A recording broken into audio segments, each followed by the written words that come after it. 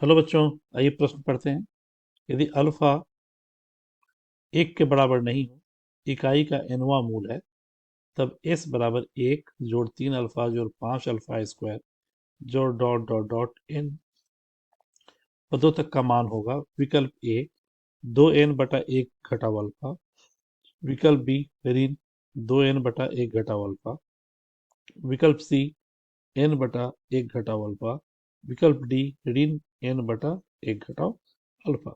तो प्रश्न की मुख्य अवधारणा क्या है बच्चों, ये देखें।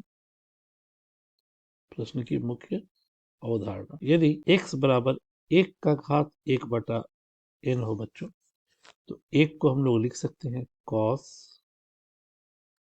2 पाई जोड़ i sin 2 पाई का घात 1/n, और ये हो जाएगा बच्चों cos 2 पाई बटा n जोड़ i sin 2 पाई बटा n। ये डी मोइवर्स। साथ ही बच्चों, अगर हमारे पास अंकगणितीय और गुणोत्तर श्रेणी, यानी s बराबर a जोड़ d गुने r, a जोड़ 2d r स्क्वायर जोड़ n पदों तक, तो इसके सम को निकालने के लिए, इसके जोड़ को निकालने के लिए दोनों ओर r से गुना करके घटाते हैं। इसके आधार पर हम अपने दिए हुए प्रश्न में आगे बढ़ेंगे। तो अब दिया है s बराबर 1 जोड़ 2 alpha 3 alpha square 4 alpha cube जोड़ n पदों तक। तो n पद क्या होगा बच्चों, इसका n पद क्या होगा? 1 2 3, 1 2 n गुने अल्फा दूसरे से है, तो अल्फा का घात n घटाव 1, यानी 1 2 3 से लेके n टर्म तक, n पद तक n अल्फा का घात n घटाव 1, ये nवां पद होगा हमारा। तो s हो गया हमारे पास 1 जोड़ 2 alpha 3 alpha square 4 alpha cube से लेते हुए n गुने अल्फा का घटाव n माइनस 1 तक।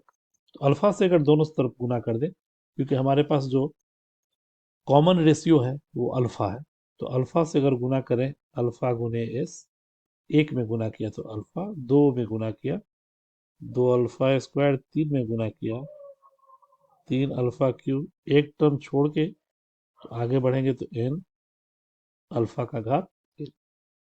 इन दोनों को घटा दिया बच्चों, हमें s का मान चाहिए, घटाते हैं तो ये आ गया s उभयनिष्ठ 1 घटाव अल्फा बराबर 1 जोड़ अल्फा जोड़ अल्फा स्क्वायर जोड़ अल्फा क्यूब n पद तक घटाव n अल्फा का घात n।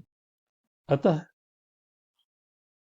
s, ये आ गया बच्चों गुणोत्तर श्रेणी में, ये हो गया 1 घटाव r का घात n बटा 1 घटाव r ऋण n अल्फा का घात। अतः s 1 घटाव अल्फा बराबर 1 घटाव अल्फा का घात n बटा 1 घटाव अल्फा ऋण n अल्फा का घात n। तो प्रश्न से अल्फा जो है वो इकाई का nth मूल है, तो अल्फा का घात n बराबर 1 हो गया बच्चों, यानी अल्फा का मान n का मान 1, यानी अल्फा n ऋण 1 बराबर 0। तो हम लोग लिख सकते हैं अब, अतः s 1 घटाव अल्फा बराबर, ये 0 हो गया बच्चों, ऋण n अल्फा का घात n का मान 1, अतः s बराबर ऋण n बटा 1 घटाओ अल्फा बराबर n बटा अल्फा घटाओ 1, जो हमारे इस प्रश्न का अभिष्ट उत्तर है, तथा दिए गए विकल्प में ऋण n बटा 1 घटाओ अल्फा ऋण n बटा 1 घटाओ अल्फा विकल्प डी हमारे प्रश्न का सही विकल्प है। तो मुख्य अवधारणा के आधार पर हम लोगों ने जो प्रश्न को हल किया, आशा करते हैं आपके समझ में आया होगा। धन्यवाद।